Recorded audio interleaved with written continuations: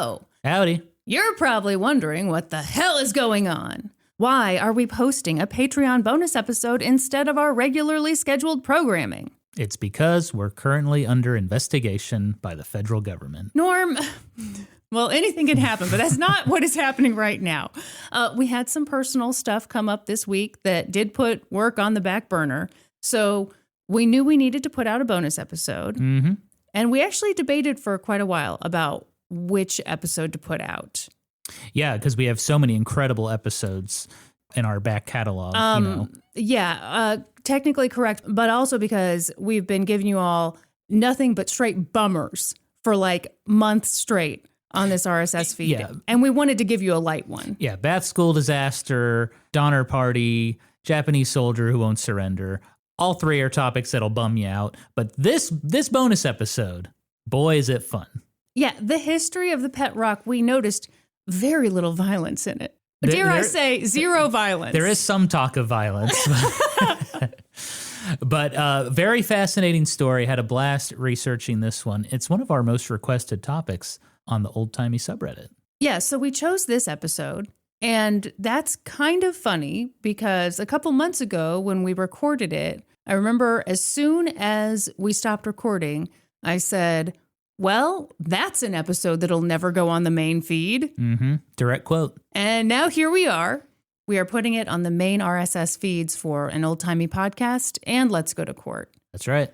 And the reason for that is that after Norm's story, I broke in to address a question that I have been receiving for what feels like a million years. It's actually been a year and a half. But feels like a million. Sure. And the question is essentially, are you still friends with the co-host of your old show, Let's Go to Court? And it was uncomfortable, but I answered that question in this episode, and I'm really glad I did.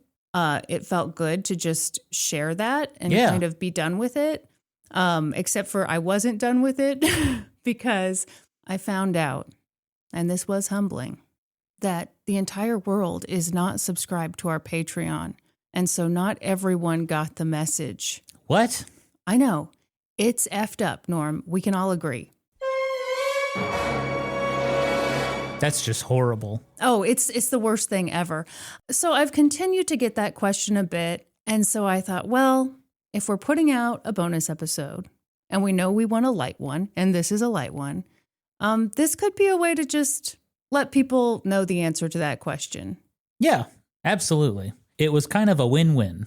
And boy, if you love hearing a Midwestern middle-aged gal get emotional, it's a win-win-win for you, pal. You're going to love this. Very specific fetish. So here it is. We hope you enjoy this episode. And if by chance you are someone who only listens to An Old Timey Podcast and never listened to my Old Rotting Decrepit podcast, boy, will this be weird for you. No, it will be wonderful because it's a great episode of An Old Timey Podcast. Darn right. Enjoy the ride, friends. See ya. Bye. Hear ye, hear ye. You are listening to An Old Timey Podcast. I'm Normie C. And I'm Kristin Caruso. And on this bonus episode, I'll be talking about the pet rock. What? How could you have possibly found enough information on the pet rock?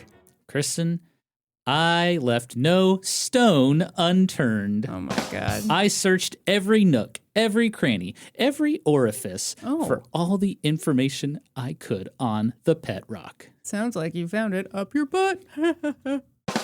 Thank you. Thank you. Just a warning, that sound is going to be in this episode a lot. Oh my God. Okay. I'm excited. First, we've got to thank the people. People, party people. Thank you, patrons. patrons. Thank you very much for your support. We're so excited to be providing you with old-timey bonus episodes, monthly trivia parties, Discord chitty chats, cards and stickers, and more. And now, a ton of information about the pet rock. Okay, you laugh, Kristin. Uh-huh. But in our subreddit, r/oldtimey podcast, we have a topic suggestion mega thread, okay? Okay. And if you can believe this, the second most upvoted comment was the story of the pet rock. People want to know. Okay. You know what? I doubted you with your JCPenney series, and I ended up fascinated despite my best efforts. I'm preparing to be fascinated today, Norm. Shout out to Reddit user BZB has cats for the suggestion. Love the username. Okay, well, Kristin, before we begin this fascinating episode, I do have a confession. I may have adopted a new pet for us. Is it a rock? Look, I'm really sorry. I should have talked to you about it because, you know, pet's a huge responsibility. But I saw this cute little guy. I could not resist. Hang on, let me grab him. Kristin? Oh, my God. I'd like you to meet our new son. His name is Perry Masonry. Oh, I hate how much I like that. Isn't he cute? Very cute, yes. Yes. Shouldn't he have some googly eyes, though? Excuse me? Don't all pet rocks have... No, they do not. Okay. The original pet rock did not have googly eyes, Kristin. Tell me more. I will. Now, I know you're a little concerned that we have 4 pets now, but I assure you Perry Masonry is very well trained. I've already been training him, so check this out. Perry, stay. Perry, roll over. Oh, my God, Norm. See, he's pretty good, isn't he? He did a great job, yeah. And he's not pooping on the rug, which I really appreciate. Yeah, get this. Perry Masonry does not need potty training. Incredible. And we don't have to worry about him running away either. Why? Because he's a fucking rock. You didn't have to say it like that. And Kristin, if you can believe it, back in the 70s, for a very short period of time, pet rocks like Perry Masonry were all the rage. It was one of the top-selling items of the 1975 holiday season. Celebrities were bringing their pet rocks onto talk shows. Communities across the country held events like the Pet Rock Olympics or pet rock talent shows. What? Some people loved the novelty of it all and just had fun with it. Others could not believe that a man had convinced millions of people to buy a rock. People didn't buy these things, did they? Yes, they did. It was a product for sale in stores, the pet rock. Wow. So, who came up with the pet rock? And whatever happened to one of the greatest fads of the 20th century?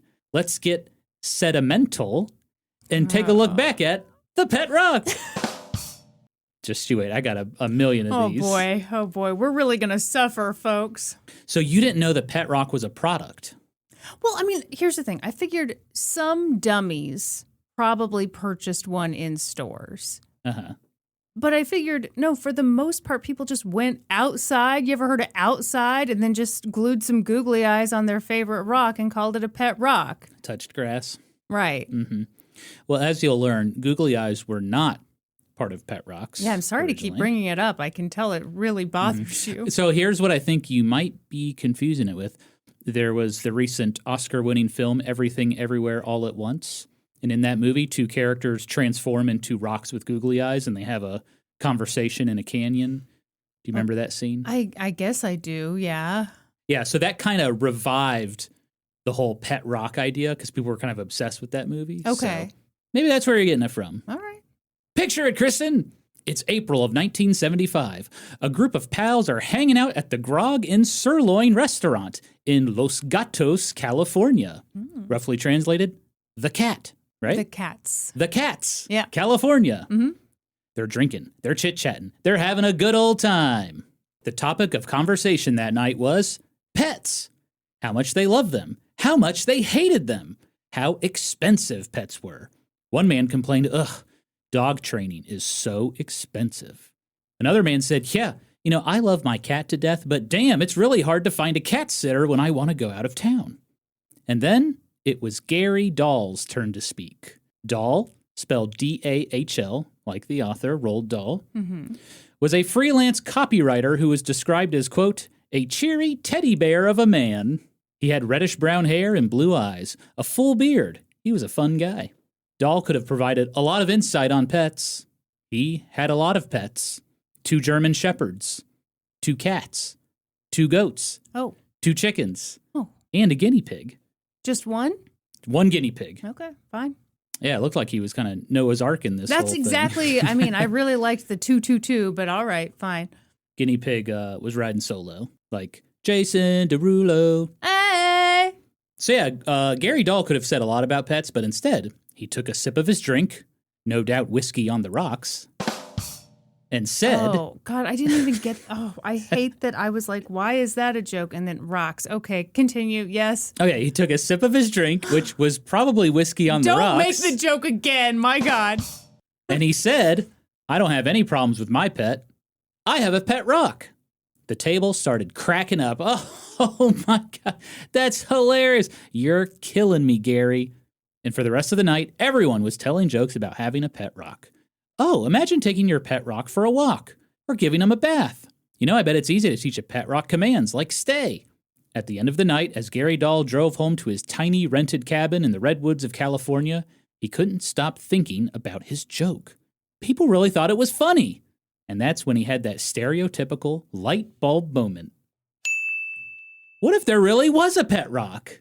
I can't believe his joke went over this well. Like, honestly, how drunk were they? I mean, they were drinking.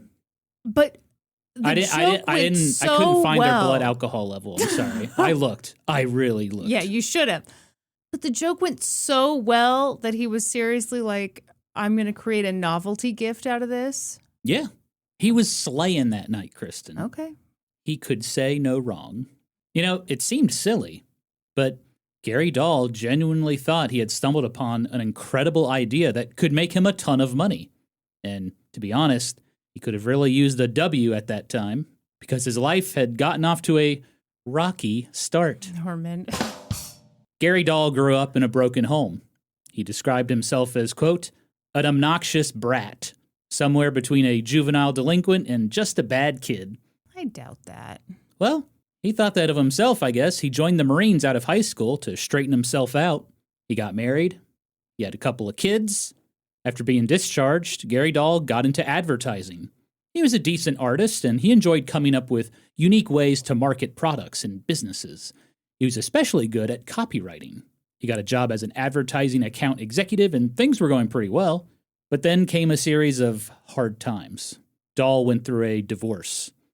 And then he left his job and tried to start his own business. But it failed. Then he declared bankruptcy. Gary Dahl tried to rebound. You know, he got his advertising job back. He even found a new partner in life, a substitute teacher and waitress named Marguerite. But Dahl eventually got burnt out at his job and he quit. Now he was freelancing to help pay bills, and it was tough. Gary Dahl said freelancing was, quote, another word for starving to death. He often laid awake at night, frustrated, wondering how they were going to pay rent that month. But now, as he drove home from the bar, Dahl believed this pet rock idea would get him out of this slump and make him millions of dollars. Okay. Am I blowing your mind here? Yes. The most mind-blowing part is that he was right. I mean, I don't know that he made millions, but like the idea that he made any money off of this stupid idea at all is wild. He did make millions off this. You're FYI. kidding me. No. You're fucking kidding me. No, I'm not. He made millions. Shall I continue? Yeah, I guess. Oh my God. Kristin, he thought this idea was fantastic. Just think of how many people are allergic to pets, or maybe they can't own a pet, or maybe they don't like animals. You know, a pet rock would be a hilarious gag gift. I mean, I don't know about hilarious, but okay, yeah. I mean, this was exciting stuff. It was enough to give Gary Dahl an erection. Norman, you shoehorned that in there so hard. I'm about to bust. Your other rock jokes have been a little more natural. What do you mean shoehorn? That came naturally to me, baby. So when Gary Dahl got home, he excitedly told his wife, Marguerite, about the idea. Marguerite did not share Gary's enthusiasm. Yeah, was she like, oh my God, I married an idiot? That's what I'd be thinking. She was like, yeah, I guess it's funny and it's an okay idea, but like, I don't think it's that good. No. I don't think it's going to make us millionaires or anything. No, I mean, the logical thought is we will lose money doing whatever you want to do with these rocks. Yeah, that would be my first thought too. I guess if you want to try it, go ahead, but like, Don't count your chickens, right? Mm-hmm. But Gary Dahl was undeterred. The next morning, he started writing up a funny training manual for a pet rock. And it was a spoof of an old German Shepherd training manual that he had sitting on his bookshelf. It was entitled, The Care and Training of Your Pet Rock. And now, Kristin, I'd like to read a few parts of that training manual for you. Okay. Oh, let me get Perry Masonry off the floor. God. Yeah. He's lonely. Come here, Perry. Ugh. I Good legit boy. thought you were going to fall over. Now that's comedy. Sure. Man, I'm all caught up in these wires like a little marionette, like a puppet. I do know what a marionette is, yes. What's the origin of that word? Oh my God, I don't know. Future topic? No. Why are you poo-pooing on everything today? I'm sorry. You're poo-pooing the pet rock. You're poo-pooing my erection jokes. And now you're poo-pooing my future topics. I just cannot believe that this guy came up with a joke and people laughed this hard to the point that he told himself, you know what, I'm going to make millions off of this. And then he actually did. Does it make you angry? I guess maybe it must give me some feelings. Interesting. A lot of people felt the same way you did, Kristin. But we'll get to that later. Oh, no, I'm a hater, aren't I? I'm one of those grumpy, crusty people, aren't I? Uh-oh. Grumpy and crusty. They often go hand in hand. Together at last. So let me read you a few items from the care and training of your pet rock. Okay. Item number 1. Your new rock is a very sensitive pet and may be slightly traumatized from all the handling and shipping required in bringing the two of you together. It takes most pet rocks exactly 3 days to acclimate themselves to new surroundings. After 72 hours have passed, you may remove the rock from its box and begin enjoying your new pet. If, when you remove the rock from its box, it appears to be excited, place it on some old newspapers. The rock will know what the paper is for and will require no further instruction. It will remain on the paper until you remove it. This is actually pretty good. Okay.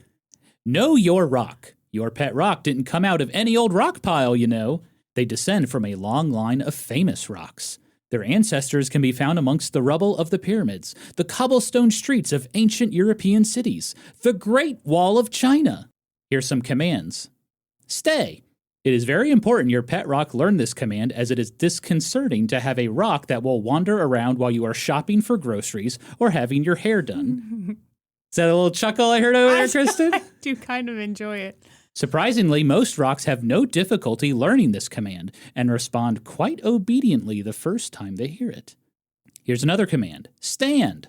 You're a little confused if you think a pet rock can be taught to stand. A rock has no feet. And finally, attack training.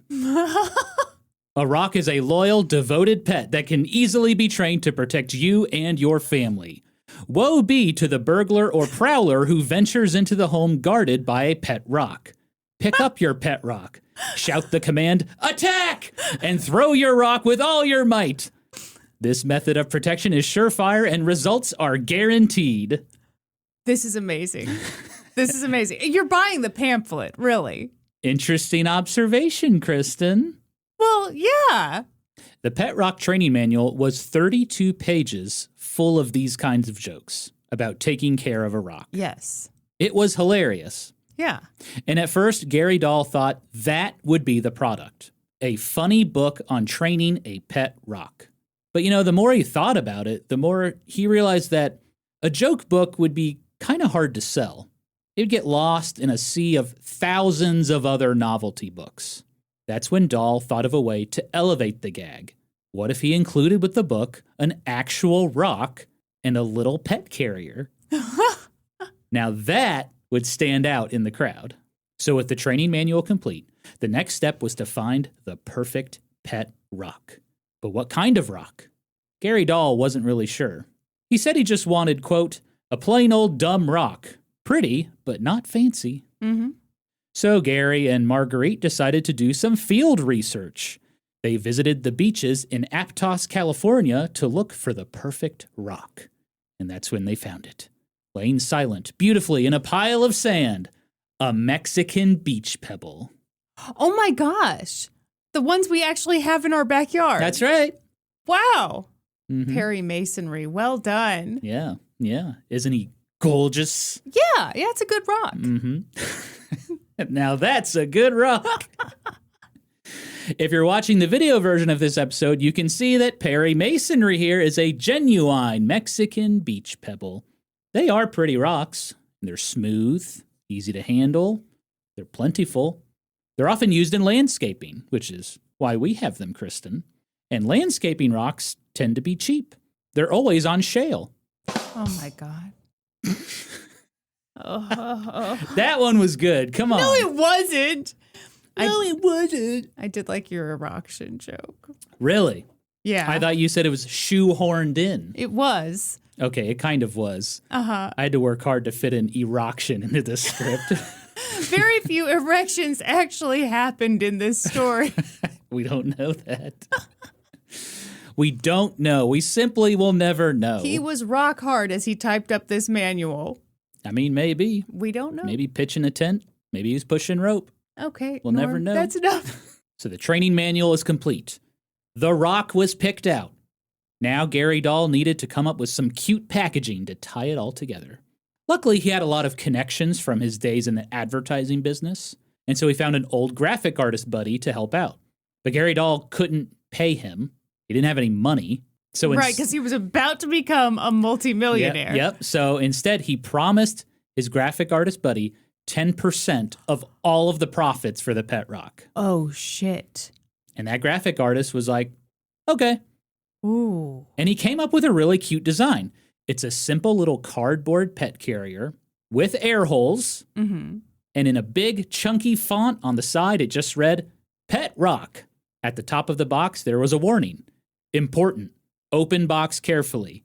Do not remove rock before reading instructions. It was cute, and it was funny. Yeah. So now that Gary Dahl had everything he needed, it was time to make a prototype. He took the little cardboard carrier. He placed some fake straw inside like a nest. Mm-hmm. He placed a Mexican beach pebble on the straw, and then he slipped in the training manual. He closed it up, and voila, the pet rock. Gary and Marguerite assembled a few prototypes, and they were ready to get this thing into stores. But there's just one problem. They were like, how do we do that? Do we sell this on a street corner? Do we just go into stores and talk to the manager and say, hey, we have this product, do you want it? But, luckily Gary had those connections, and so an old work buddy was like, here's what you need to do. You need to take this thing to gift shows and conventions. Okay. That's where all the suppliers are. They're always looking for new product to sell to stores. That's how you sell the pet rock. Gary smacked his forehead and was like, oh, of course. Oh, my God. Conventions. Why didn't I think of that? So in August of 1975, Gary Dahl took his pet rock to the San Francisco gift show. If you're lonely in San Francisco. Oh, my God. That is beautiful, Norm. Thank you. Thank you, Kristin. I think I got an erection just hearing that beautiful tune. Whoa. So most people at the convention, they saw the pet rock, they chuckled, and then they walked off. Mm-hmm. There didn't seem to be much interest. But finally, one man placed an order. He was a buyer for the department store Neiman Marcus.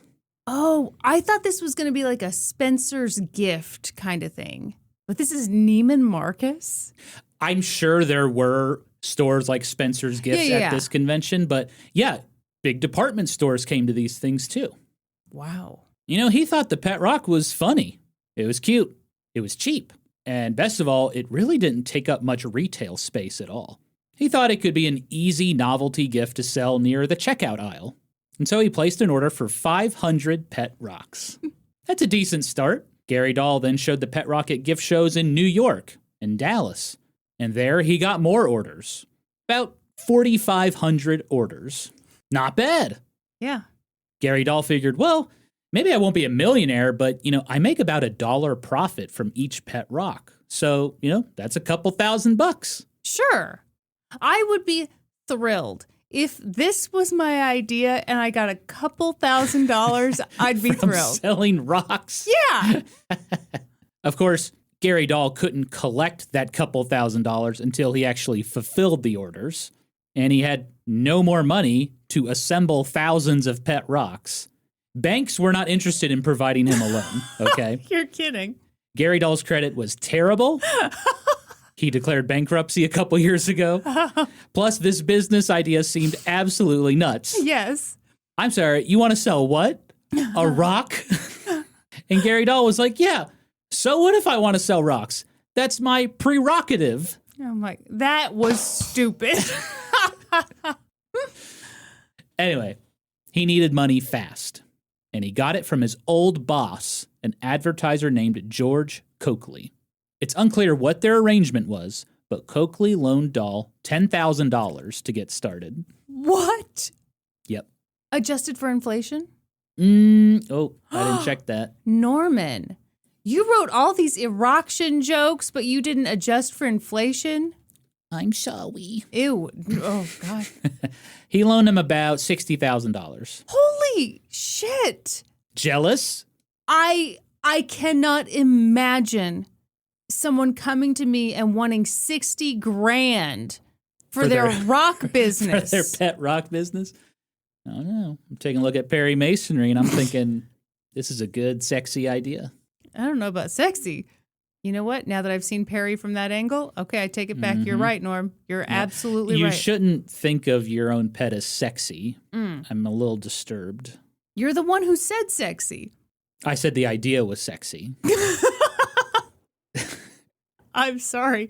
I'm sorry for making this episode weird. It's real weird now. We're going to have to talk after we're done recording. With cash in hand, it was time to rock and roll.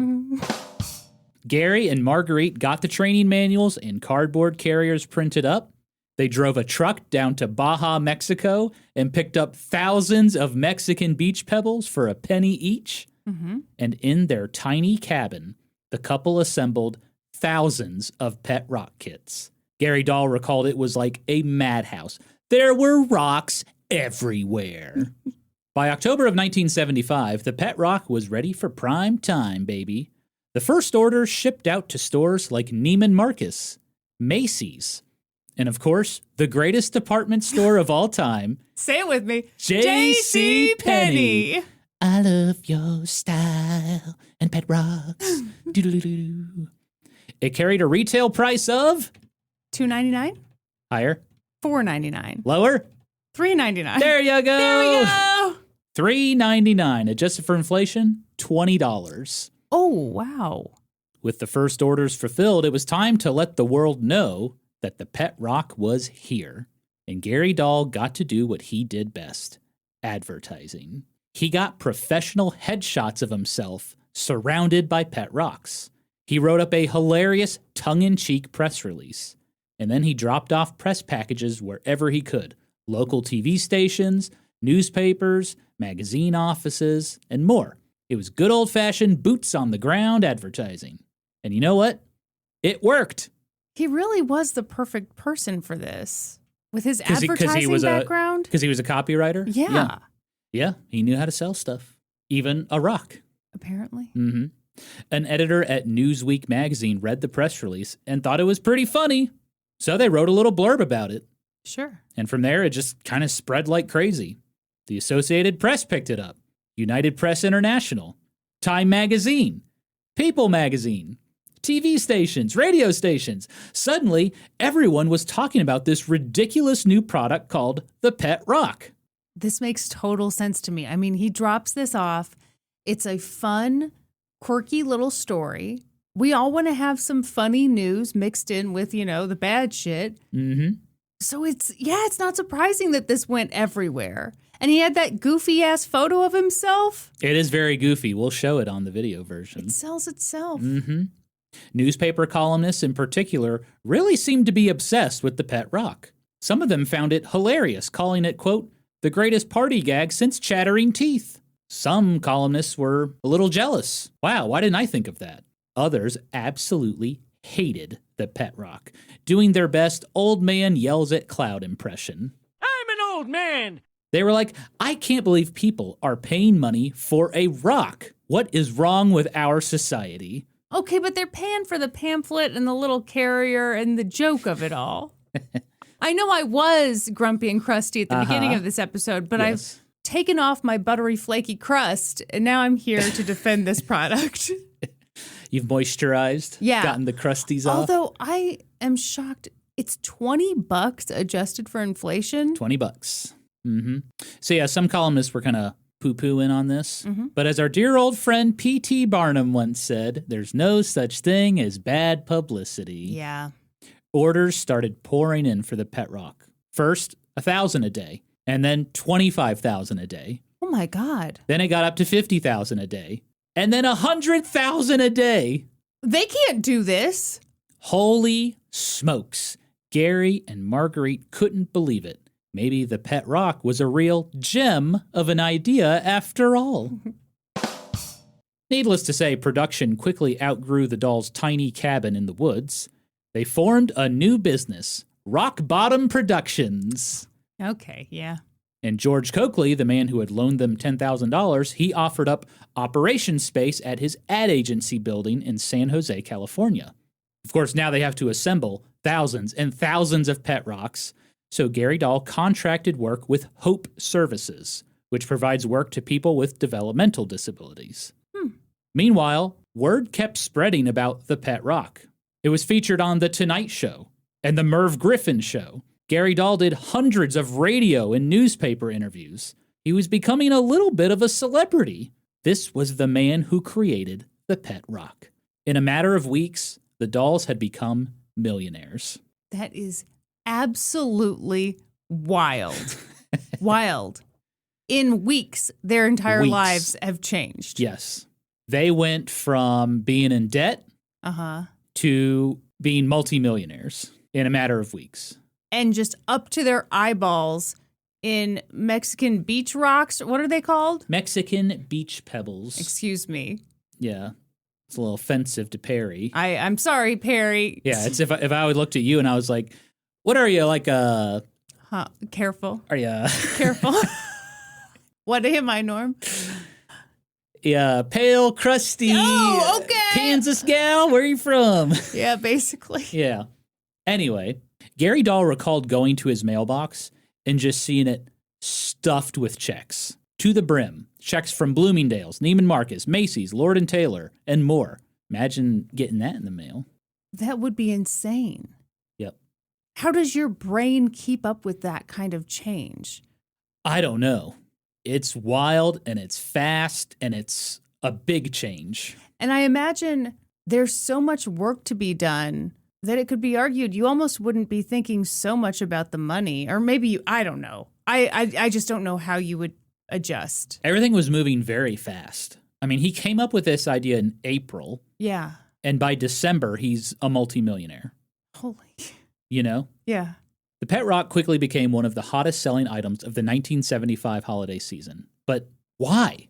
Why were people so obsessed with the pet rock? How did Gary Dahl convince millions of people to buy a rock? Well, for many folks, it wasn't really about the rock. Right. It was that hilarious training manual.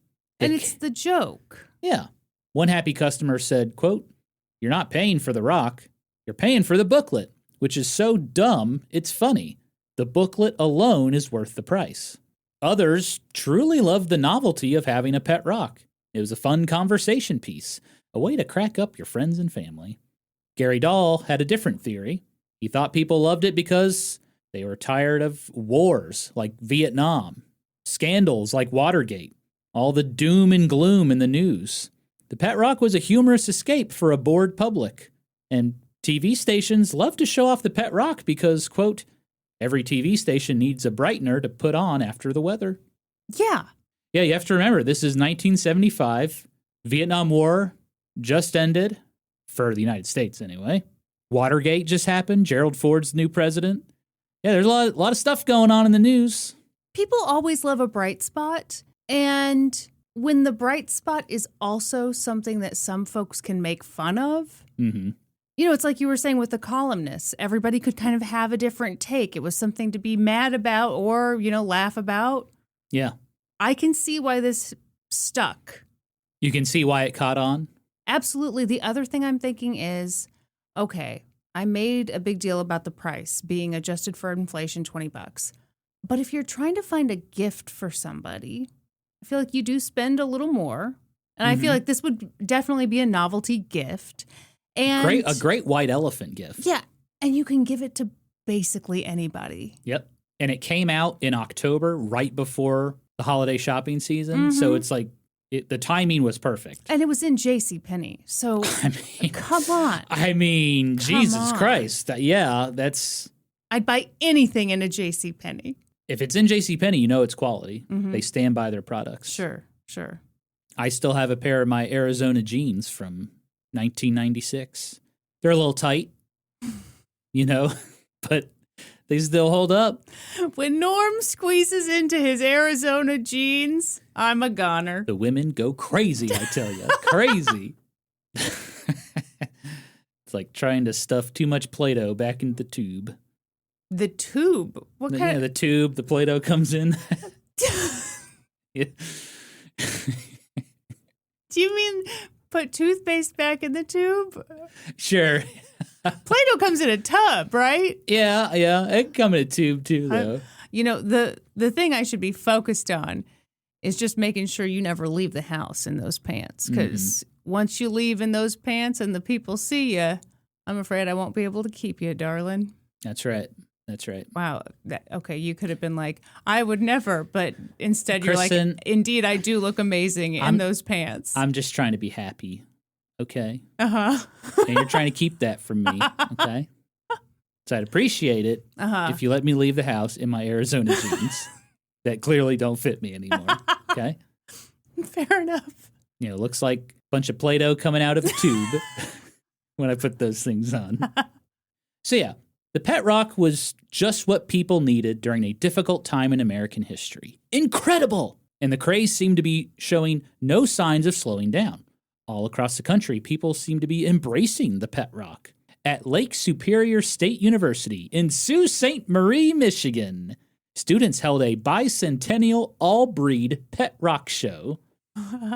In San Diego, California, a local radio station held a pet rock contest, with the winner getting an all-expense-paid trip to the Hoover Dam. Gee whiz, what a prize. In Long Beach, California, there was the Pet Rock Olympics, with events like racing, where contestants rolled their pet rocks down a hill. In Pennsylvania and Wisconsin, someone created a pet rock cemetery. Oh. A little dark there. Perry, I hope you never leave us. He's going to outlive us all. It's true. Even the music business wanted a piece of the action, Kristin.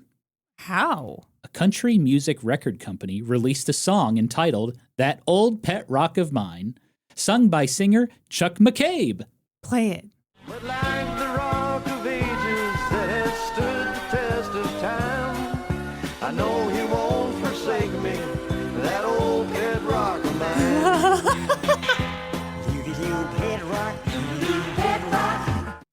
Man, imagine living in a decade that had not just Disco Duck, but what's this called? That Old Pet Rock of Mine. The title's a little wordy, but I like it. Yep. Really gets you moving. Uh-huh. Gets you moving and grooving in those Arizona jeans. Yes, the pet rock was an incredible success. The Dahls were millionaires. In interviews, Gary mostly downplayed it all. He claimed he was still humble, just an everyday guy. Money hadn't changed him, but his spending said otherwise. Gary Dahl bought several Mercedes-Benz cars for himself and his friends. Wait, how many did he buy? At least 3. Oh, that I my know of. goodness. Okay. He and Marguerite purchased multiple properties, including a hillside mansion with an Olympic-sized swimming pool. Hold on. Yes? They know this craze isn't going to last forever, right? They know it's just a joke that will eventually... Oh, they don't know. You'll see. Oh, gosh. They also bought a yacht center. A yacht center? So here's the deal. They bought a boat. Sure. And then they had to find a place to store the boat. Okay, yeah. And I guess they didn't want to pay rent to store the boat. So they're like, we'll just buy the boat storage place. So they owned the yacht center and a boat. Okay, well, so they own another business. Basically, yeah. And they're making money off that business. I have no or idea. Are they but just, or is it like they bought an entire parking lot to park their one car? I'm not really sure, but yeah, they bought a yacht center. Okay, this is fascinating. The Dahls were living that good life thanks to the pet rock, Kristin. Oh my. But reporters were curious. How are you going to follow up on this incredible success? Gary Dahl said he had big plans for the pet rock. Clothing, grooming products. No, Gary. Food. No, Gary. You did the idea. Obedience training certificates. Okay, well, that's kind of funny, but I don't know that. How about a house for your pet rock? No, the joke has been done. How about water beds? For a rock? Yeah. I think Perry would enjoy a water bed. How about a little car for your pet rock? Did he seriously not understand this was truly just a novelty gift? It did not have legs. Hardy har har. Like, he just needed to come up with another funny joke, or, I hate to come up with the best idea ever, how about thank your lucky stars that you've made millions of dollars on this and just like live off of that? Yeah, I don't know how serious he was about some of these ideas. This Right. is just what he claimed was in the works. Okay. A full line of accessories for your pet rock. He even hinted at special holiday rocks, like the 1976 Bicentennial Rock, painted red, white, and blue. Or how about a Plymouth Rock, for Thanksgiving? And soon the pet rock would be in stores across Canada, Europe, and Asia. But most of those plans would never come to fruition, because as quickly as the pet rock appeared, it disappeared. So before Christmas, Gary Dahl had sold over 1 million pet rocks. But after Christmas, sales slowed down. Between New Year's and Valentine's Day, 1976, Gary Dahl sold about 300,000 pet rocks. And by the end of February, sales of the pet rock had absolutely tanked. Orders stopped coming in. Stores could not sell them anymore. So they started slashing their prices. And in just 4 months, the pet rock was basically dead. Just goes to show you should never take success for granted. A great joke with a powerful lesson. We appreciate it, Norm. Thank you. That's real highbrow humor. So you might be wondering, what the fuck happened? No one's wondering. Okay, you want me to just end the episode then? Well, thank you very much, everybody. Goodbye. No, don't end it now. But That's how most other podcasts end their episode on the pet rock. But I've got a lot more to say, baby. Wow. I did the research. I dug deep. F those other podcasts. That's right. F them. With their subpar pet rock episodes. Okay, I don't want to toot my own horn. Uh-oh, toot But toot. I was shocked how many people didn't talk about what happened after the pet rock. Okay, let's hear about it. Mm-hmm. Do you want to shit on any podcast specifically, or just kind of throw shade in There's this in one general? called Let's Go to Court that I have a real bone to pick with. Oh, boy. There's also this huge nerd called the Gaming Historian. He's kind of hot, though. I doubt that very much. The gaming historian? Yeah, I mean, how hot can you be, really? Video games history? He knows gaming. He knows history. There's this guy on Twitch who, if you pay him like $1, he'll just shout out whatever. And so my buddy paid $1 for him to shout out the Gaming Historian. Uh-huh. This dude was so hyped for me. Uh-huh. He was like, hey, shout out to the Gaming Historian. He knows gaming. He knows history. Everyone go check him out. Thank you very much. And then like some dubstep music kicked in. Boots, boots, boots, boots. So you felt like, man, that was totally worth the That dollar. was definitely worth $1. And I think that's all that guy does for a living. You give him Good for $1 him. and he'll shout out whatever you want. Anyway, back to the pet rock, Kristin. What the hell happened? Well, here's a couple of reasons. For one, there was a flood of copycat products hitting stores to cash in on the pet rock craze. Sure. There were products like the Pebble Pal. Mm-hmm. And then there was also the Rock Pet, which literally looked identical to the pet rock. Well, They it's just a rock. They just reversed the words, Yeah. Rock Pet. And Gary Dahl couldn't sue these competitors because you can't patent a rock. It's a rock. Yeah, and I guess the idea wasn't deemed unique enough. Or I guess the other thing is, when it's a fad, you can't really sue somebody and get that part to work fast enough to stop the copycats. Yeah. Now, he can copyright the training manual, Sure. but yeah, the actual like product, there's nothing unique about it. It's Right. a rock in a cardboard box, basically. Wow. I'm Perry- sorry, but like Perry can hear you. Perry, you're a wonderful pet. I'm just letting you know you're just a little cog in the wheel, buddy. There's bigger things going on, but we still love you. But probably the biggest reason the pet rock died was the novelty had worn off. Gary Dahl commented, quote, "I suppose it died because it got to the point where everyone had heard the joke." Yeah. Stuck with excess inventory, Gary Dahl eventually donated thousands of pet rocks to the U.S. Marines Toys for Tots program. Not sure how happy I would be about getting a pet rock, say, but that actually kind of sucks. it's the thought that counts, I guess. No, a child in need gets a pet rock. Mm-hmm. It's like Charlie Brown on Halloween. Oh, God. Gary Dahl didn't seem too upset about the death of his product.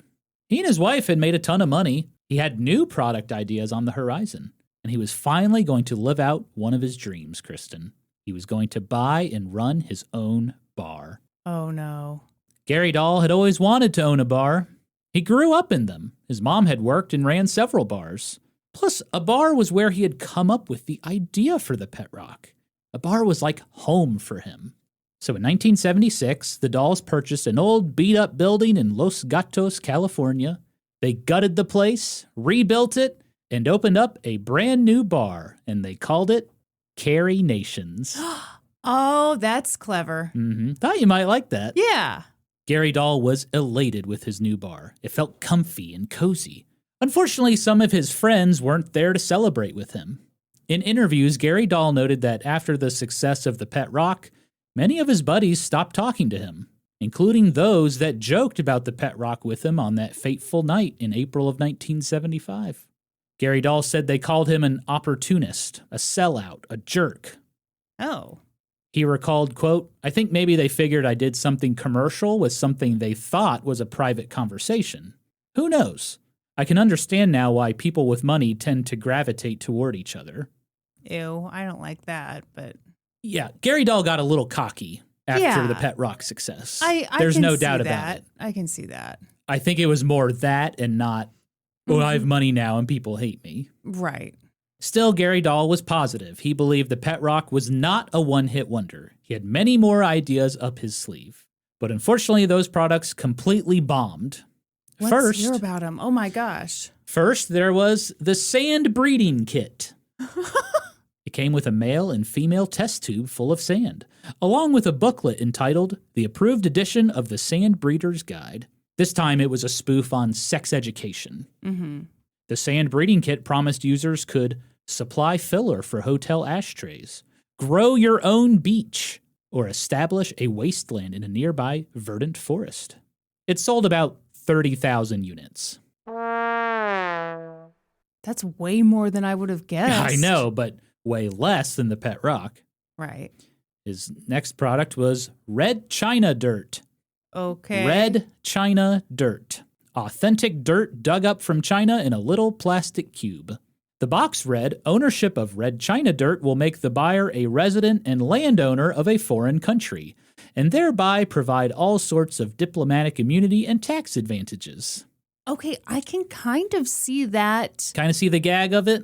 Yeah, for the right person. This was maybe? also during the Cold War, so it was kind of marketed as like, hey, if enough people buy red china dirt, we'll just own all of China. Okay. And that'll show the communists. Huh. All right. It just got a lot weirder for me, but okay. In the instructions, it read, if the IRS stops by to chat, simply sit on your red china dirt and say you're out of the country and don't know when you'll be back. Yeah, I can see this being something kind of like people who sell the toilet paper that has Trump on it or Hillary on it. You know, you buy whatever for the right person. Absolutely. Yeah. So you could see a market for red china dirt, huh? I mean, a really small one, but sure. Mm-hmm. Yeah, that was another flop. Yeah. Okay, how about this idea, Kristin? The licorice stick. It smells like licorice. It looks like licorice, but it's a ballpoint pen. Huh. Oh, brother, this guy stinks! Yeah, it didn't do well either. What's it supposed to do? Like, It's a pen, is it supposed to like trick people? Like make I them guess. think they've got candy? I guess. It's just a novelty pen. It's like a silly straw. I don't know. Okay, I have a question. It's like a pen. Remember those pens back in the day with the little fuzzies on the end? Yeah, I remember cute it's pens. It's just a cute pen, I think. But it smells like licorice. Did he think that with every one of these ideas, was he like, this is the new pet rock? This is my new multi-million-dollar idea? Or was he like, maybe... Yeah, I don't know if he was like, this is going to be the next pet rock. Okay. I think some of them, yes. I definitely think the sand breeding kit he thought was going to be the next big thing. I think he thought red china dirt was going to be a huge success, but I don't know if he thought the licorice stick was going to Well, at a certain point, you do become humble, don't you? Sure. Nothing could match the success of the pet rock. Perhaps it really was a one-hit wonder. It was starting to make Gary Dahl bitter, angry. He started to wish people would just forget about the pet rock and kind of move on.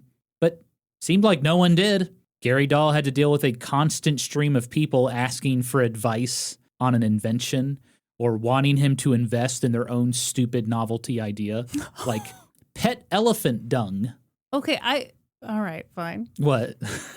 What? The guy who invented pet rocks is like mad that people want to talk about their stupid stuff. Yeah, he was like, people wouldn't leave him alone. Okay. Sometimes he was confronted in his bar, and Gary said he had to be pretty rude to some folks. Oh, Gary, come on. Gary. Stop. Teen Mom, for those wondering. For those in just the right age range. If you're between the ages of 35 and 50, you might know the reference. I think he started to lose me about, it's the weirdest thing. All my friends think I'm a jerk now, and it's because I'm rich. It's not because of anything I did. And I'm not saying that that's total bullshit for sure, but now to hear this thing of like, I had to be kind of a jerk to people who came up to me, the inventor of the pet rock, with their stupid ideas. I just don't know. Yeah, apparently one guy from Louisiana was like, pet elephant dung. It's gonna happen. Mm-hmm. And Gary was like, just send me like a proposal and I'll let you know. Well, the guy just flew out to California and like personally met with Gary, and it was starting to freak Gary out, basically. Okay. How people were kind of like invading his privacy or something. Sure. Yeah. Not only that, but he was getting death threats in the mail from people who claimed that they had actually come up with the idea for a pet rock, and they demanded compensation. Did they threaten to throw rocks at him? No. Here's something I found interesting. Mm-hmm. When I was doing my research, I found a book written by the man who did Clifford the Big Red Dog. Norman Bridwell, I think his name was. Okay.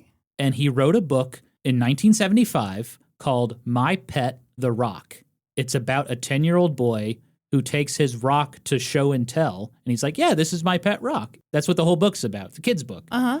And it came out the year the pet rock came out. Huh. Is it a coincidence or? I don't know.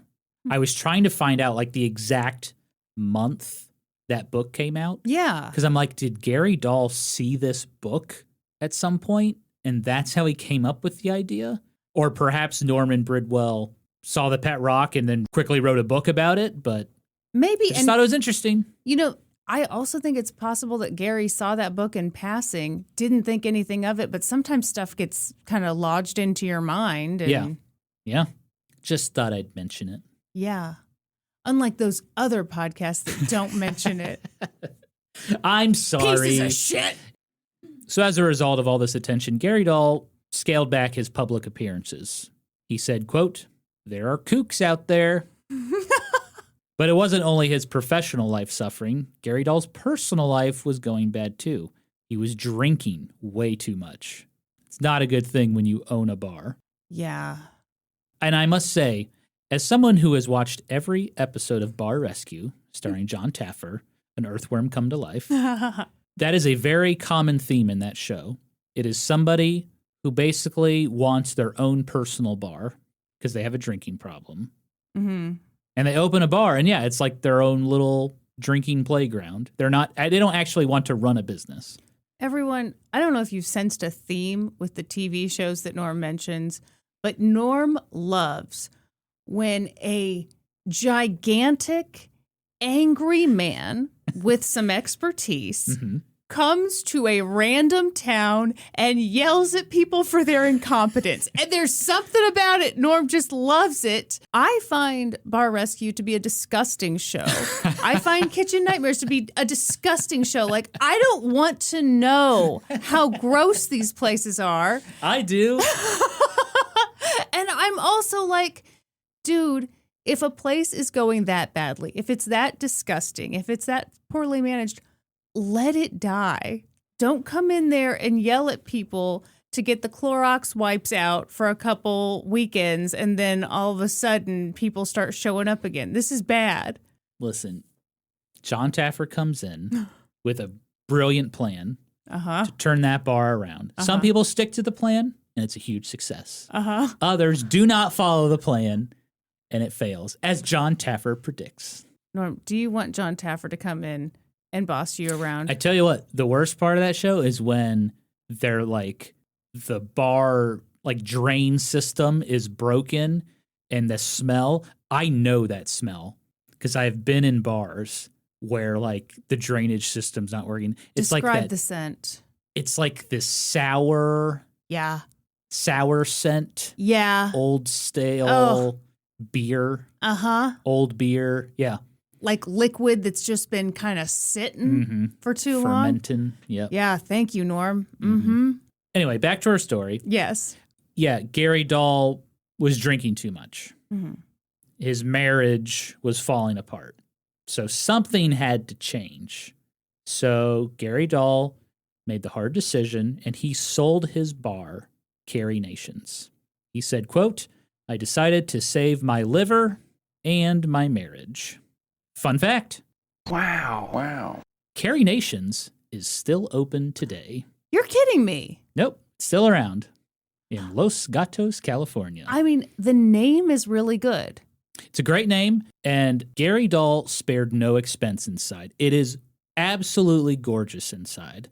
To this day, it's gorgeous. Yes, beautiful leaded glass, beautiful woodwork. It's clear he was inspired by the era of Carrie Nation. Okay, so he didn't just slap a good name on it. He really made it a theme. he put a ton of money into this place. I mean, the dude knew advertising and marketing. Yeah. Okay. Yeah, I looked at pictures inside. And I was like, damn, this is a nice bar. Okay. No wonder he felt comfy and cozy in there. It's very nice bar. So if any history hoes are near the Cats, California, check out Carrie Nations. Tell us if it's good or not. And then go in and ask about the pet rock. Or not. They might be mean say, to you. We don't talk about the pet rock in here. Unfortunately for Gary, the hits kept on coming. George Coakley, the man who had invested $10,000 into the pet rock, he sued Gary Dahl for lack of compensation. I wondered when Gary was buying up all the Mercedes Benzes plus the yacht parking lot, if he was, taking care of that graphic designer and his buddy who loaned him all that money. Not sure about the graphic designer, but George Coakley did sue Gary Dahl for lack of compensation. Coakley's business partner said, quote, "Gary got rich quick, and then he wanted more than he deserved." And a judge agreed. Gary Dahl was ordered to write a 6-figure check to George Coakley. Gary Dahl was pretty pissed about it. Why? Well, okay. He later recalled, quote, "The same people who were so enthusiastic about helping me get this thing off the ground got greedy. It was not pleasant, and it didn't leave it with a happy ending. That's the reality of the whole thing. This wonderful story, there is a dark side to it, too." Dude, you had an idea for a pet rock. You had no money, and someone gave you 10 grand. 10 grand! Adjusted for inflation, $60,000. Yes. Very expensive. It's shocking that anyone was willing to do that. And to not show the least bit of gratitude, that's wild. Yeah, and, earlier I said that, I don't know what their arrangement was. I don't know if Gary Dahl was, promising him certain percentage of the company. I don't know if this was a loan and he had to pay it back. I have no idea. But well, if a judge ultimately was like, yeah, you owe this man a lot of money. My guess is he promised him a percentage of the profits and he didn't pay that actual percentage. Probably, yeah. I am very smart. After this series of unfortunate events, the Dahls decided to downsize. They sold several of their properties, including that yacht parking lot, as you like to call it. And then Gary Dahl quietly exited the novelty business, and he started his own successful marketing agency. Over the decades, the pet rock was simply just another fad, something that achieved short-lived popularity and then faded into obscurity. It had gone the way of the hula hoop and the yo-yo. People looked back and thought, hey, remember when we were all buying pet rocks? That was pretty stupid. Sometimes it popped up in movies or TV shows, just like as a little joke or throwback. And the longer time went on, the more Gary Dahl grew to resent his creation. In the 90s, a reporter called Gary Dahl to talk about his career, including the pet rock. Dahl angrily said, I don't want to talk about it. Norman. But seriously, he did not want to talk about it. In his interview, he stated, if people would just forget I did the pet rock, I'd be happy. I doubt it, dude. You doubt it? Yeah. You think he's got other problems? I do think so, yeah. During that interview, he told the reporter, I don't help inventors. I'd like you to put that in your article. Tell them not to call me. Have you dealt with someone like this, Kristin? I had this thought earlier, and I thought, no, I'm not going to share it because it's rude, and who knows if I'm right. Well, still, who knows if I'm right, and this is still kind of rude, but now I feel it more strongly. I got to say, I really don't believe that this man was just inundated by people coming to him for advice with their inventions. I bet they were. Really? Why? I'm thinking about the type of person who sees the pet rock and thinks it's like a get-rich-quick scheme and reaches out to Gary Dahl to try to come up with something new.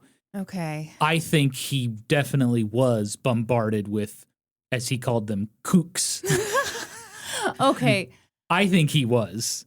Now that you say it that way, yeah, maybe you're right. I think I'm just getting the vibe that maybe he's trying to make himself seem like he's a little more in demand and a little more important than he actually is. Like, I'm kind of wondering if maybe he gets a couple calls a month, but then when he talks to this reporter, he's like, get him to stop calling. Oh, hang on. On the other line, I've got someone calling right now. This is always happening to me. My pager's going off. Yeah, well, it's interesting. When the pet rock first came out, he did all these interviews, and he was like, yeah, I got people all over the world calling me, with some new ideas. And he seemed genuinely excited. Okay. And it's like his tone completely shifted. Yeah. By the 90s, he's like when this reporter called him, Yeah. he was like, how did you get my phone number?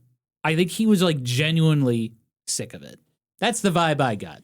I wonder if it was more like he was riding high. He thought it would last much longer than it did, possibly forever. And then by the 90s, it's clear that it's all a joke. And if they're writing about you, it's kind of like, whatever happened to the guy who sold pet rocks? Yeah. He's like a punchline now. Yeah. Mm-hmm. Sure. And I can see kind of knowing like that's going to be the angle and I don't want any part of it. And actually, I'm very highly in demand, so please leave me alone. He did talk about his marketing agency and how he had many regional accounts. Good for him. Mm-hmm. So yeah, Gary Dahl was done talking about the pet rock. He lived the remainder of his life out of the public eye. Well, mostly. He still really enjoyed writing. And so every now and then his name would come up. In 2000, Gary Dahl won the Bulwer-Lytton Fiction Contest. Have you ever heard of this contest? I don't think so. If you're not familiar, it's a contest where people compete to write the worst opening sentence for a novel. Oh my God. Now, I may not know the worst opening sentence, but I think we can all agree on the best opening sentence, Kristin. What do I always tell you when you're writing should be the opening sentence of your novel? Everyone, literally, anytime I write anything, or anytime Norm's like, what are you reading? I'm like, oh, I'm critiquing this for a friend. Does it start with, it was a dark and stormy night? It was a dark and stormy night. That's free writing advice to anyone listening. Mm-hmm. And I can't take credit. That was Snoopy's opening line for his novel. Took him forever to write the second sentence. I can relate. Do you know what the second sentence was that Snoopy came up with? No, Norm, I don't. So, for a long time, it was a dark and stormy night. Yeah. And then he finally wrote the second sentence. Suddenly, a shot rang out. That's pretty good, huh? Yeah, he got me hooked. I want to know more. I'm ready for the third sentence. You were cracking up. We were watching And Just Like That. Oh my gosh. The new Sex and the City show. Everyone, we hate watch And Just Like That. So Carrie is writing a new novel, a historical novel, and she gives the first chapter to her hot, sexy neighbor who is also a writer. Yeah, who's a very established writer. Established writer. And so she gives it to him for a critique. He gives it back. She's like, "Oh my God, what do you think?" He goes, "Oh my God, I absolutely loved it. That first line was amazing. What was it? The woman wondered what she had gotten herself into." Yeah, something like that. And I was just like, first of all, there's nothing wrong with that sentence, but this man is supposedly this very established, sought-after author, and he says that to her. Nothing says, "I'm trying to bang you." Like, that sentence right there, I'm blown away by it. This is the greatest piece of writing I have ever read. Now let's make out. And they haven't made out yet. I'm waiting. It's going to happen. It's got to. Everyone, that show is so bad, but the only interesting character is Seema. That's her name, right? Yeah. Seema's one of the new characters that wasn't in the original series. Yes. I only care about her. Get rid of the rest of them. Just give me Seema with her business troubles and banging the weird gardener. That's all I want. He is a weird gardener. Yeah. Seema's business cat. I like her. So yeah, Gary Dahl won the contest in 2000. Would you like to hear a submission? Yes. Oh my God. You're going to be rolling your eyes at this one.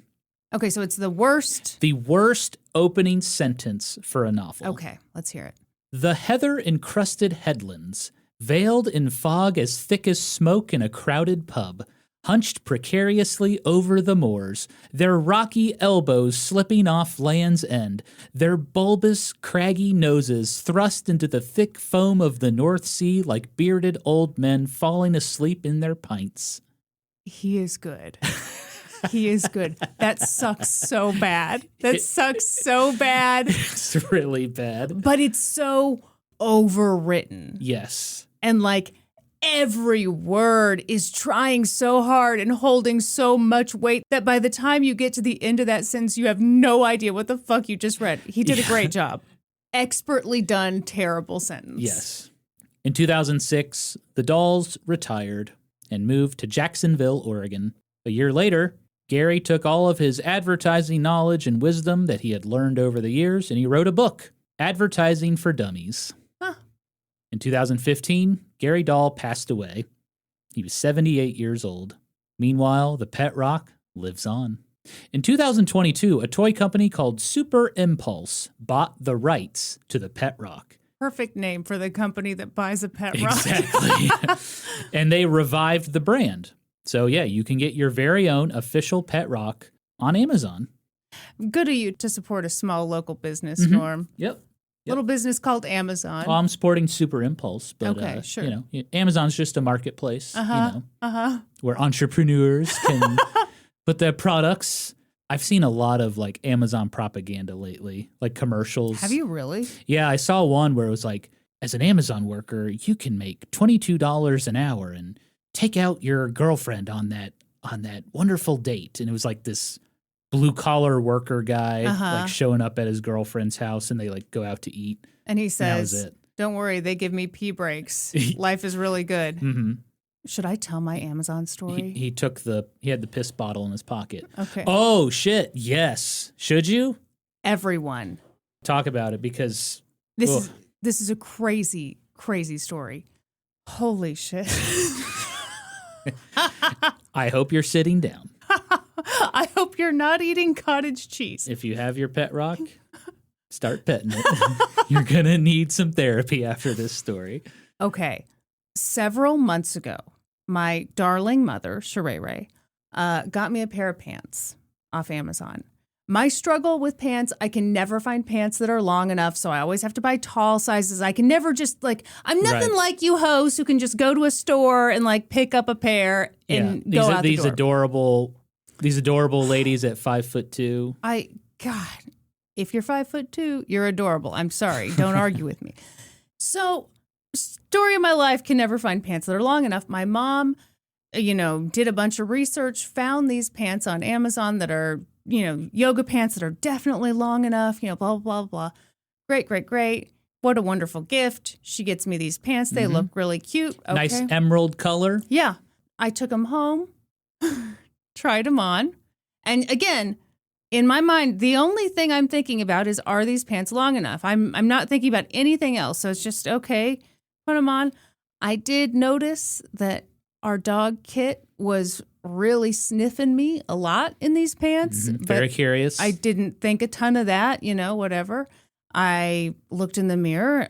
They're long enough. They looked good. Okay. Norm comes in. He's like, oh, yeah, those are nice. Mm-hmm. I go to pull these pants off because, again, I'm just trying them on. I pulled them down. Holy mother of pearl. These pants had been worn before, clearly returned. They'd seen some things, okay? There was a generous splotch in the crotch of these things. Someone sneezed their jeans. Someone dishonorably discharged into these yoga pants. And so, I've got them down to my knees and I was like, oh my God. And you looked. Yeah. You looked over and you said, my husband, by the way, known this man for a million years. Norm goes, oh, did you do that? I'd been wearing them for 2 minutes and I was wearing underwear. And my husband asks me, oh, did you do that? In 2 minutes through underwear? Take me to a hospital if that's happening. Maybe you looked over at me and you were really turned on. Oh, that's enough. I'm about to bust. Here's the thing, folks. I know we shouldn't be shopping on Amazon, but I am kind of it's convenient. That really did it for me. I think if we want now the you're world, boycotting. I think if we want the world to stop buying so much stuff on Amazon, we all just need to get some yoga pants that have been not so gently used. Yeah. Yeah, that was nasty. It was horrifying. Mm-hmm. Your poor mom was devastated. My mom, she was traumatized. Apologized as if she'd done the deed herself. She did. Okay, she was absolutely horrified, and I said, "Mom, I'll never forgive you." Mm-hmm. Said, "I'm sorry. Brendan Fraser was on TV." Stop. Oh, Kristin. Norm, that's a good story. It's a great story. I've been wanting you to share it on your Instagram at Kristin Pitts Caruso. Oh, I was talking about your pet rock story. Oh, well, I'm not done yet. Oh, I'm sorry. Go ahead. So yeah, 2022, Super Impulse buys the rights to the pet rock and revives the brand. And then that same year, the pet rock had kind of a small comeback of sorts, thanks to two moments in pop culture. So the first was that hit Oscar-winning film, Everything, Everywhere, All at Once. Mm-hmm. Because in one scene, two of the characters transform into rocks with googly eyes, and they have a heartfelt conversation. So the film studio, A24, released an officially licensed pet rock as a tie-in to the movie. And those pet rocks had googly eyes. Wow. Mm-hmm. Okay. See, this is what's so creepy is I never would have thought that, but clearly that got into my head. Absolutely. Mandela effect. Then on Sesame Street, Elmo had a big feud with his pet rock named Rocco. And I guess the argument they had went viral online. People thought it was hilarious. Okay. So pet rocks were once again in the news. The novelty was back. For a little bit anyway. Till people once again realized, oh, it's just a rock. Well, no one forgets it's just a rock. It's just that it's a fad. We can't stay fascinated by pet rocks forever. I'm sorry, Perry. You'll always be special to me. Okay. Despite what your mother says. For about 4 months or so. Over the years, fads have come and gone. Dances like the Macarena. Toys like the fidget spinner. Remember the fidget spinner? Oh, yeah, yeah. The big fad right now is Labubu dolls. What? Labubu dolls. They're cute little plush collectible monsters. Have you seen these things? I'm so out of the loop. Let me Google. Hang on. They kind of look like gremlins. People are going absolutely apeshit for these things. God, this is, okay. Let me tell you what little Kristin would have thought. Little Kristin would have had these in her room. Then the lights go off. You're supposed to fall asleep. And I'd be convinced this thing was going to come alive and attack me. Absolutely. Terrifying. Yep. Don't feed it after midnight. I was thinking of fads, and I feel like my grandma and my mom were in on the fad for like old people of gnomes, like collectible gnomes. Yeah. Yeah. Yeah. My grandma had like a 4th of July gnome, a Christmas gnome, a Halloween gnome, and they all looked the same. They just had like different colored hats and stuff. Norm, let me explain something to you. There's a certain type of Midwestern woman, Mm-hmm. and I really do think it's really popular in the Midwest. And it's a lady who wants you to know that she knows what holiday it is. And she's got a flag in her garden to prove it. There's got to be something in the garden to remind you spring has sprung. Yeah, but these gnomes are plush dolls. And they sat inside. Yeah, they're just plush gnomes. They sat on top of my grandma's like cabinet. Okay, well, I don't understand that at all. Yeah, I don't know. It's in right now. Hideous. It's in right now. Sorry to anyone who enjoys them. What did you say about my gnome collection? How could you? I am unsubscribing. That's fair. That's very fair. We get it. Kristin, in my eyes, nothing will top the greatest fad of the 20th century, the pet rock. There's a reason why when you look up the word fad on Wikipedia, an image of a pet rock is the first thing you see. And that's the story of the pet rock. Well done, Norm. That was really interesting. Oh, thank you very much. I'm glad you liked it. Yeah. Thank you to our subreddit for that wonderful idea. Yes. A shout out again to Beezy B Has Cats. Thank you very much for that suggestion. That was a lot of fun to research. I bet. Yeah. Okay, folks, it's about to get awkward. Oh, you going to take your top off? That would not be awkward. That would be a party. Thank you very much. Very sexy. No, I do have something to say. And just full disclosure, I wrote it in like a little script format here just because, Ooh. well, it's important. I want to get it right.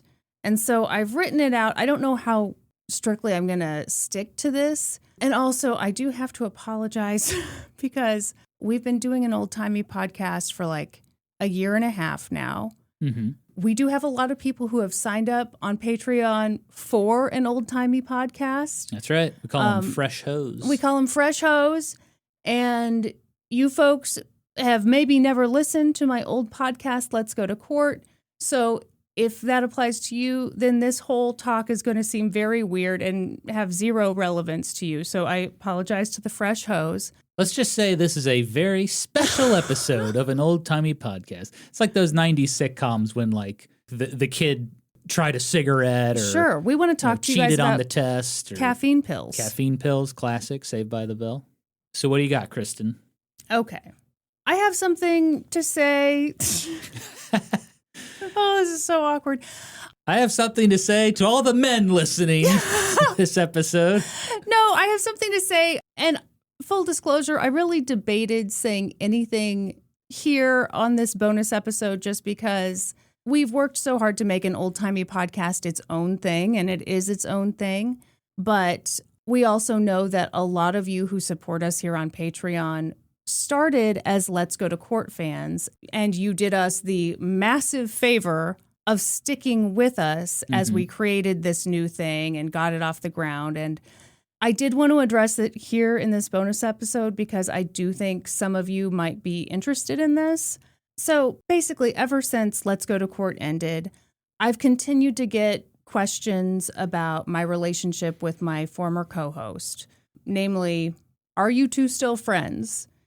And I've really struggled with whether to answer that question at all, If so, what to say? So basically, until last week, my tactic has been when I see that question online, I just pretend I didn't see it, which is weird and I feel like doesn't feel authentic to who I am and also just feels weird to listeners of this show.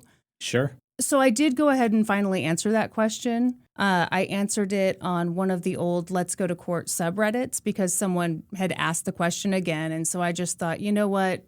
Let's put this to bed. Yeah, a year and a half later, it's time to put this to bed. I do also want to say, I'm going to read you my response now, but I do want to say I totally understand why people would ask that question. It was uncomfortable to get that question, and I appreciate so much so many of you who were probably curious as hell. I know I would have been, but didn't ask me that on this platform where I come every day for work, you know? Mm-hmm. I feel like a lot of the folks on Patreon and specifically in our Discord, it felt like this is where it gets weird because we all talk about parasocial relationships, but they go both ways. And I know a lot of people maybe haven't thought that perhaps that relationship ended badly, but I also think that a few of you did sense that and kind of gave me the space. And you know, if you had questions or theories about it, you took it to other platforms where I didn't have to be for work every day. And I really appreciate that. Yeah, people were very respectful. Even like during trivia. Yeah. Like in the live chats, like. Yeah, and I appreciate that so much. It's funny you mentioned trivia, the live chats. I think I'll come back to that in a bit, but I feel like I've teased something and I should actually get to it, so hang on here. So like I said, I did address this question on Reddit, and I linked to it in the Discord, but I understand that not everybody does Discord here, so I just wanted to share it here in case it's of interest to you.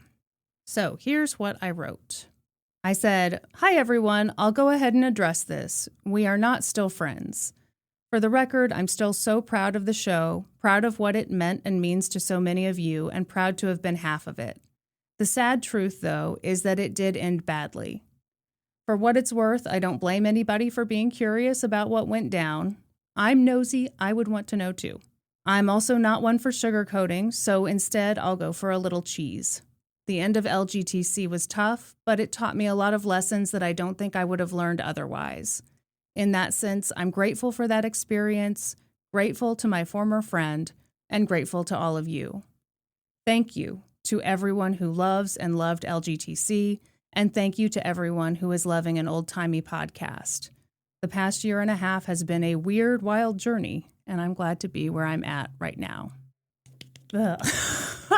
Thanks, Noor. Yeah, it's good. It was a good statement. Thanks. The past year and a half has been tough for you It has. to hold that back. So I think it felt good to finally answer that question. I was nervous as hell.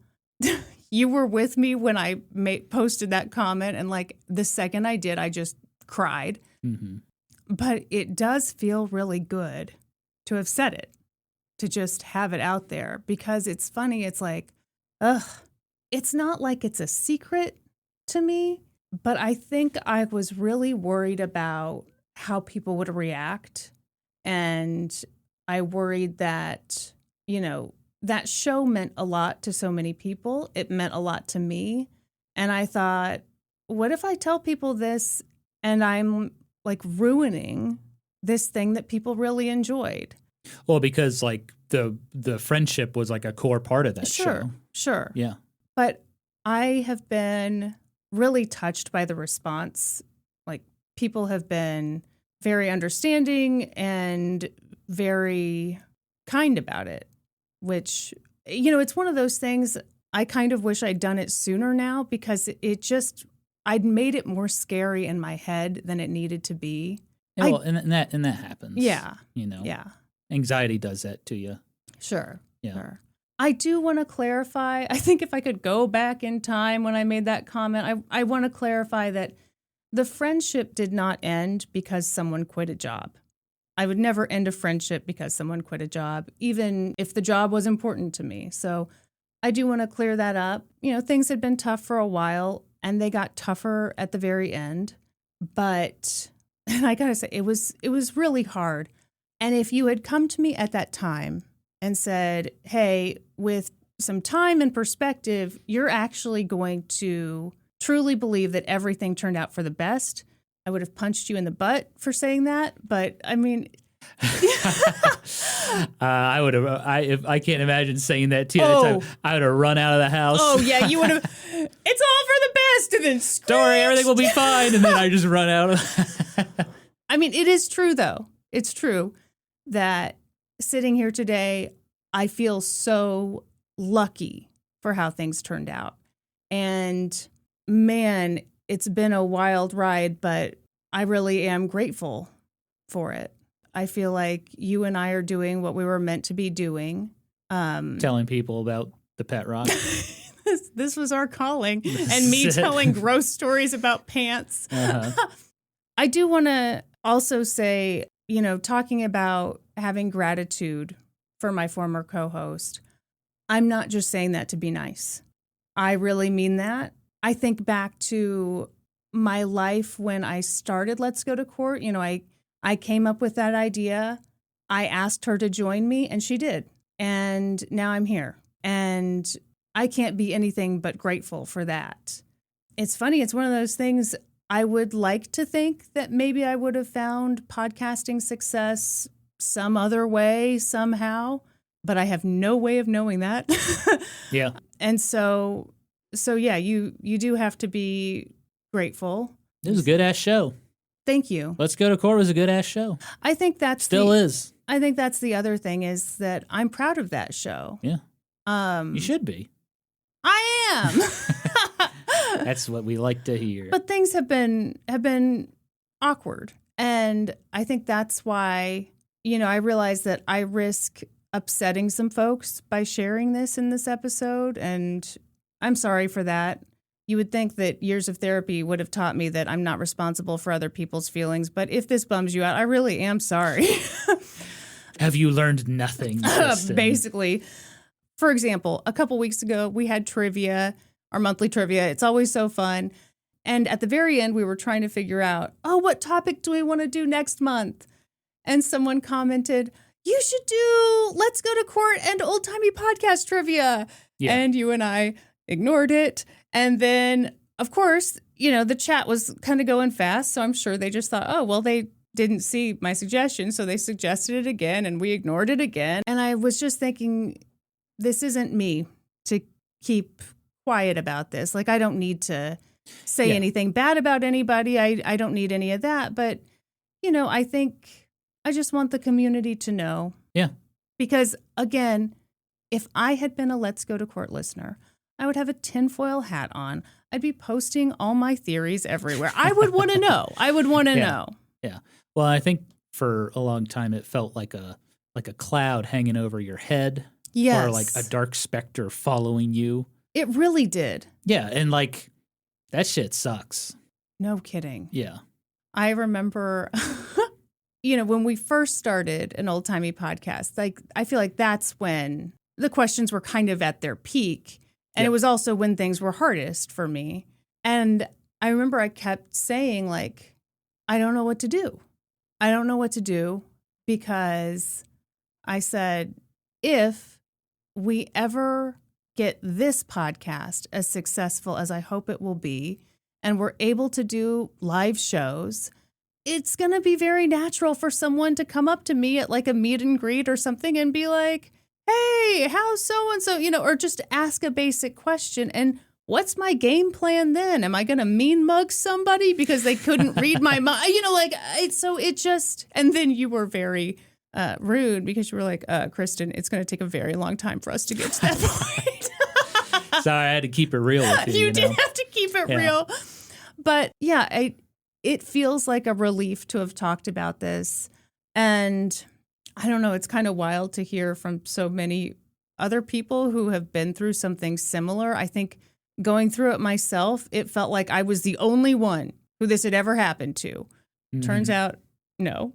No, I read a few comments where people said that a friendship ending is worse than a divorce. Yeah. It's harder.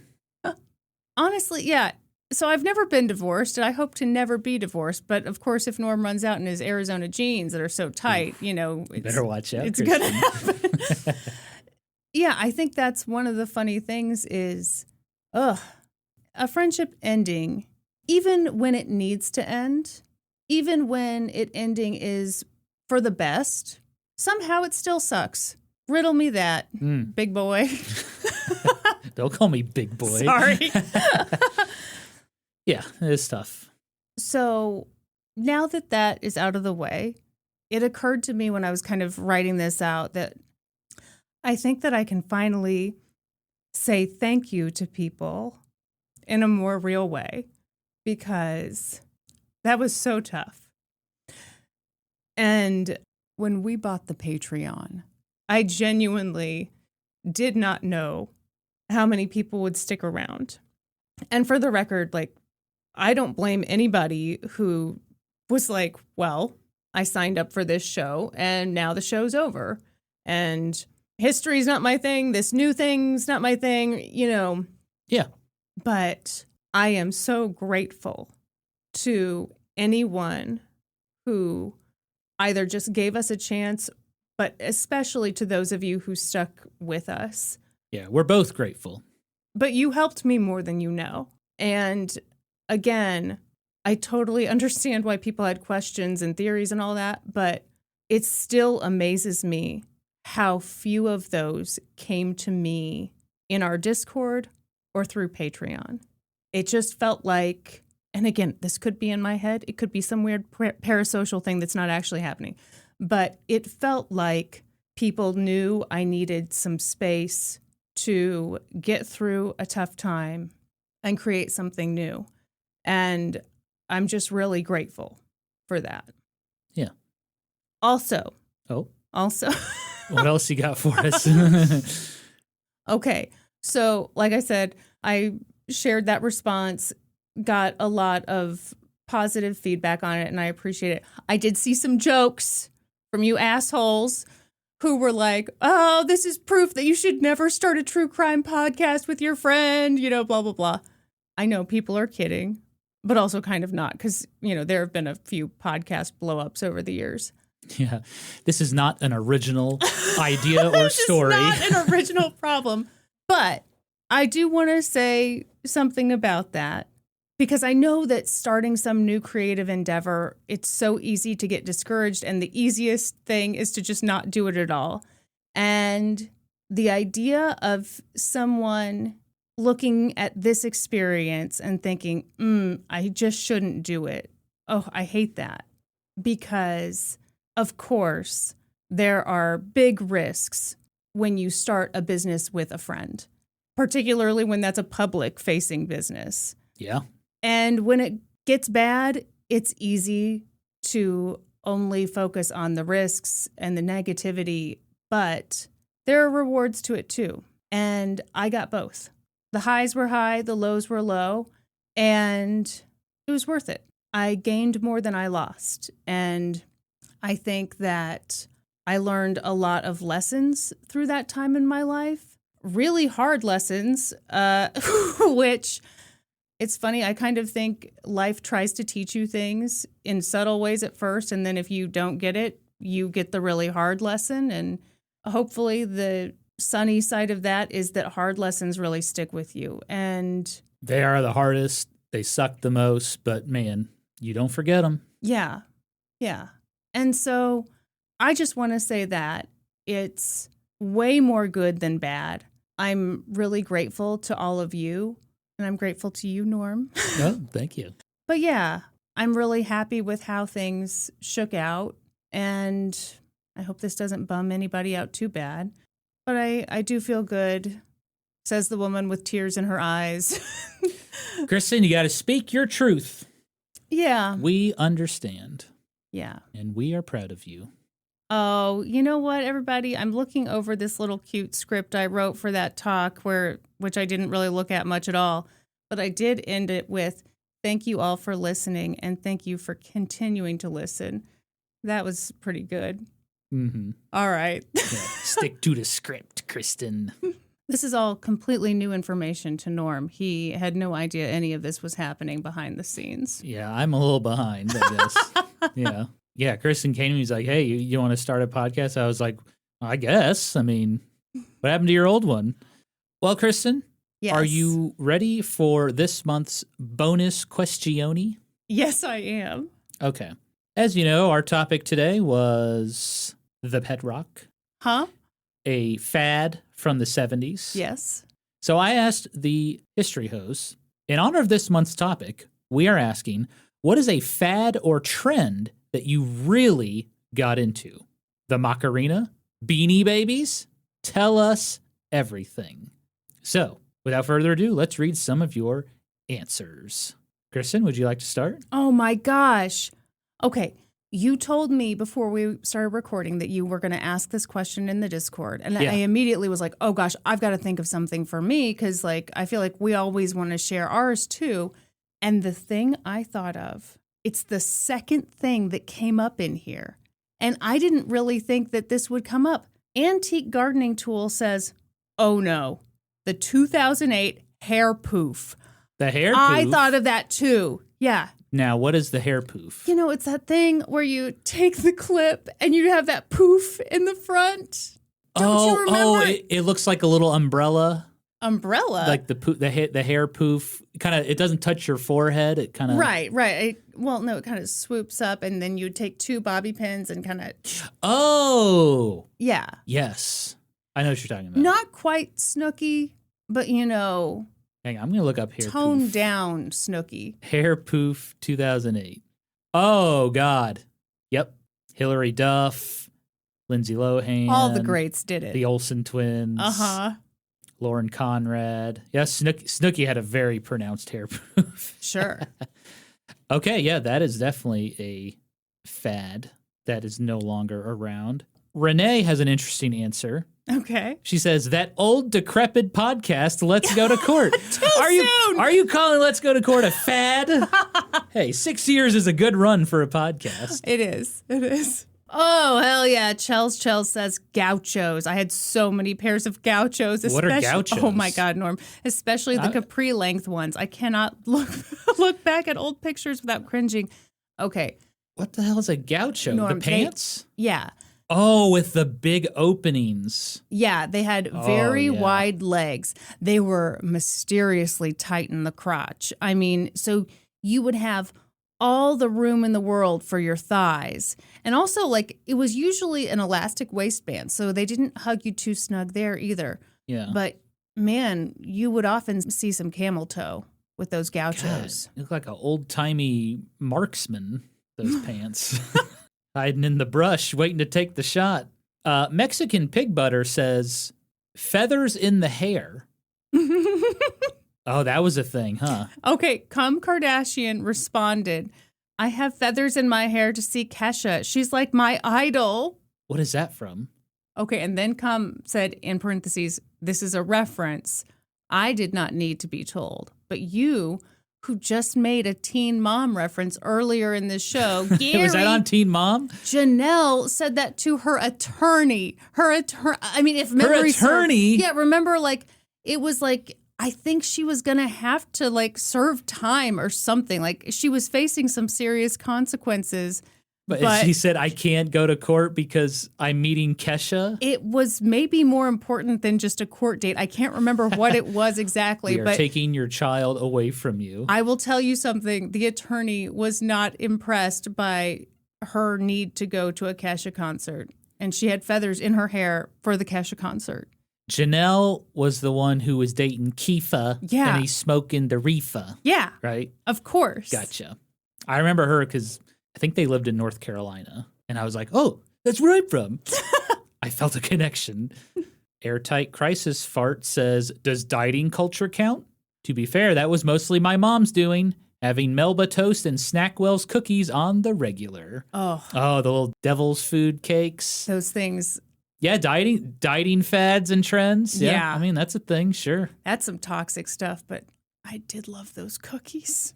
I remember I would say, I'm running to the grocery store, do you want me to get you anything? And sometimes you would have me get those little devil Snackwell cookies. it was one of those things, we had them growing up. I didn't know they were like a toxic diet thing. I just knew they were cookies. You just liked them. And so, I did enjoy them. Okay, someone finally said the thing that I have been thinking. What? So Shut Up About It said Tamagotchi. Oh! I loved those for like a minute. Yeah. I had like a bootleg knockoff version. There were so many. Yeah. Because like you couldn't buy Tamagotchis. They were sold out all the time. I found one in like a antique mall. Someone was selling like knockoff versions. It was like a T-Rex, baby T-Rex game or something. Uh-huh. And yeah, it was great. Yeah, loved the Tamagotchis. Even my bootleg Tamagotchi. Some people are saying Pokemon. I don't know if I would consider Pokemon a fad. That's because you're such a nerd. Well, hang on. Let me get the rim shot in there first, because I know you're joking. Oh, yeah.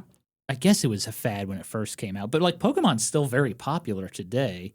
I don't know. I consider a fad only lasting for so long. Okay. You want to actually these people? I feel like I got to actually some of these answers. How do you feel about the people who are mentioning Beanie Babies? Beanie Babies was a fad. Well, okay, we for can agree sure. to that. That All right. was a fad. All right. But Yes. you people bringing up Pokemon, I don't. you have been warned. Yeah, I don't know, folks. Another person said Animal Crossing. Yeah. Wow. Everybody, you didn't know that Norm was going to ask you a question and then critique the shit out of your answers. Cheeky Caps says, I rocked a Bump It for far too long. Oh, yeah. Oh, yeah. Little volume in the hair, for sure. Now, when we did a watch party last year and we watched the Bump It infomercial, that was wild. You were pretty impressed, weren't you? Very turned on. I want you to wear the Bump It and only the Bump It. Oh, True Crime and Dog says, I am deep in the throes of Labubu's right now. Oh, my gosh. I don't want to admit how many deep I am. I told you, it's huge right now. Okay. She also mentions True Crime. Sure. Mhm. Collect them all. Gourmet Cat Food says, Fallout Boy, 100,000%.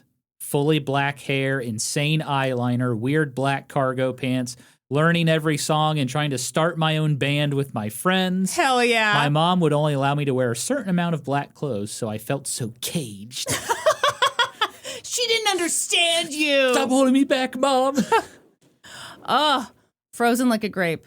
Lisa Frank. In the late 80s and early Oh, 90s, if you shit. didn't have Lisa Frank, what were you even doing at school? All my folders, notebooks, and pencils had to be Lisa Frank. Walking into whatever store for school supplies was exciting because Lisa Frank. Lisa Frank was cool as shit. It was the best. Yeah. I had all of it in second grade. I loved Lisa Frank, but I was too embarrassed to get it because I thought all my friends would make fun of me. Yeah, the gender norms were really confining. Yeah, so I got a, they kind of had like a boys version. And They did? The boys version of Lisa Frank was basically an intense, angry animal playing a sport. Oh, yeah, okay, yeah. So mine was like a panther swiping at a soccer ball. Sure. You often see that in the wild, and it's just terrifying. It is. But yeah, it was more like the color scheme also. Yeah, you know. mine was like, it was like tactical gear. It was black and had the fold out with the Velcro. Well, you were a really tough little boy, weren't you, Norm? I peed my pants. Oh, today I forgot. Says plastic bubble furniture. I had a blow-up couch in my room. Plastic bubble furniture. Yes. It was very cool, Norm. I gotta Google this now. Mm-hmm. Googling everything today. When it would kind of deflate a little and you sat in it, you really went wild. Oh, yeah. These things always deflated. Of course, yeah. They, believe it or not, were not very high quality pieces of furniture. Damn. Imagine walking into a living room and it's all plastic bubble furniture. Yes, we just redecorated the house. Yes. Please take off your studded belt. My God. Tell it to the Fallout Boy Yeah. person in the Discord. Don't wear your studded belt. Caged in even further. Here's another person. All Panic No Disco says, I fell hard into the alternative emo scene in the 2000s. Me too. I was pretty into it. You didn't like dress for it though, right? Because I feel like that's part of it. No, so like some people went all out with the eyeliner Yeah. and the crazy hair and Yeah. stuff. Like, I was just into it in like, I wore a sweat wristband. Sure. That was like a thing. Sure. I had the band t-shirt Yeah. with jeans. Yeah. Yeah. I was like a minimalist emo kid. You flirted with emo. I did. A lot of Thursday. That was the band I rocked to the most. Vandalay Industries says, I had a million silly bands and also those rubber Live Strong bracelets, as many as my arm could fit. Oh, yeah. The Live Strong bracelet. Yeah. Yep. Did you have one? I didn't. I felt like everyone had one and I didn't. And then, he was, caught. And then I was like, yeah. Mm-hmm. I think I got one from like a pair of shoes I bought. I think it like came with it. It did seem like if you were breathing, you somehow Acquired had one. one. Yeah. What about the WWJD bracelets? What would Jesus do bracelets? Do you remember those? I do remember those. I had one of those.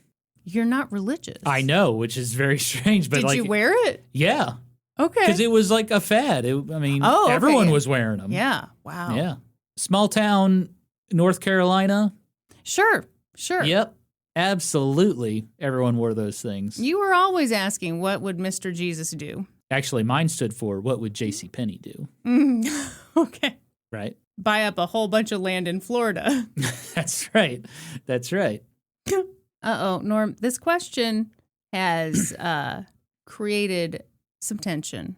Uh-oh. Let's hear about it. The bat says, I asked my brother to answer for me, and he said tattoos. So now we're having a heated discussion and definitely not an argument about that being a stupid answer. Tattoos. It depends on what the tattoo is. Depends on the tattoo, for sure. I feel, tattoos have always been a thing. Mm-hmm. They are way more normal now than they were 50 years ago, I'd say. I mean, yeah, but the tattoo trends.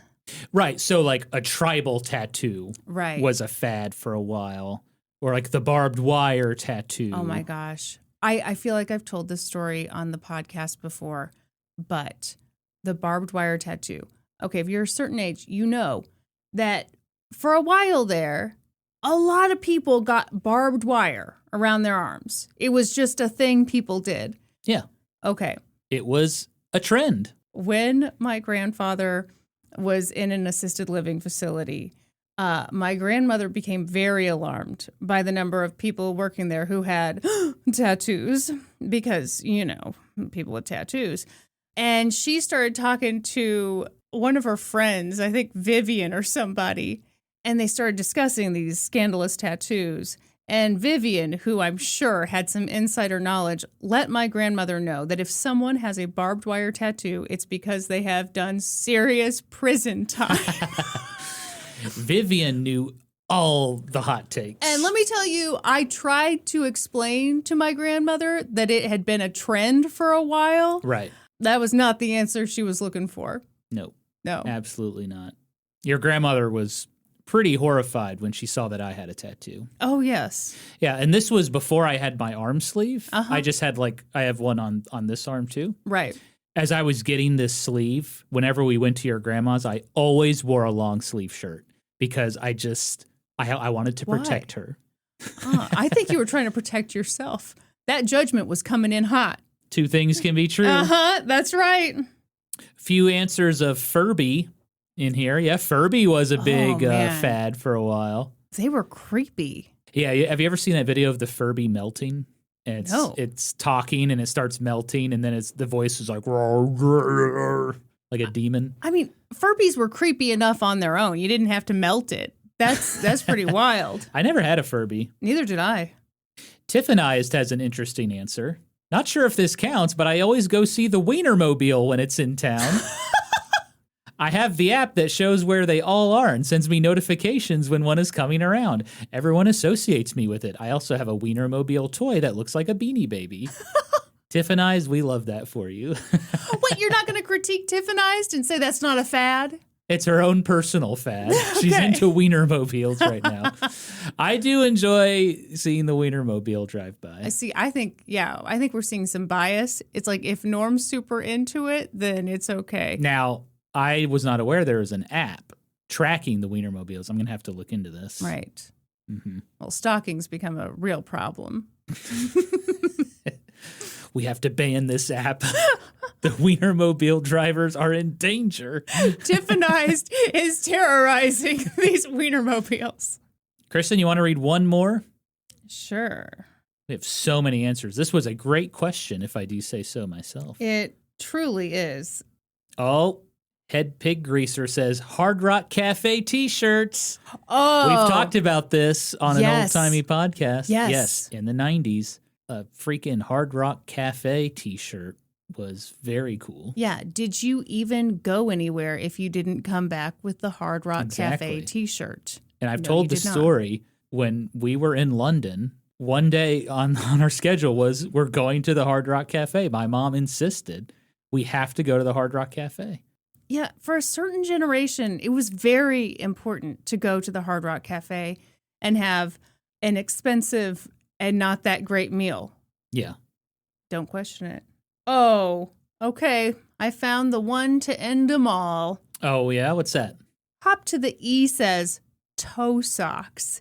It might actually have been an anti-fad now that I think about it. I literally could not have looked less cool.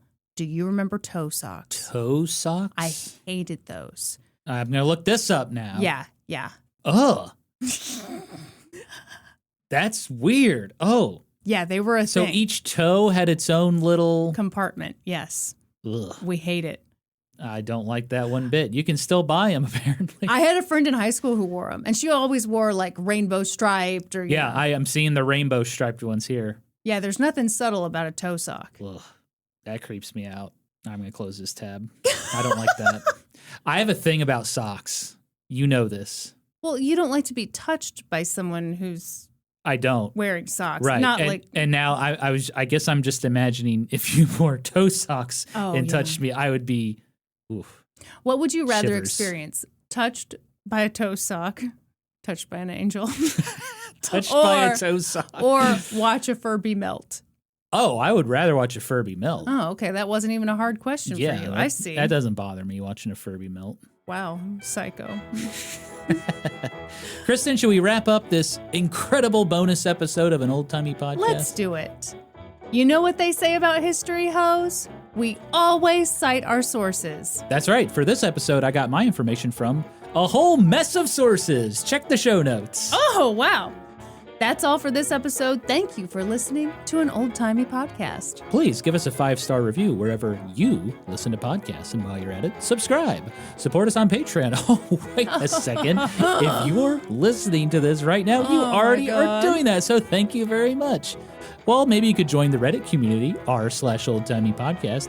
Follow us on Facebook and YouTube and Instagram at oldtimey podcast. You can also follow us individually on Instagram. She is the beautiful Kristin Pitts Caruso. Hello. I go by Gaming Historian, and until next time, toodaloo, ta-ta, and cheerio.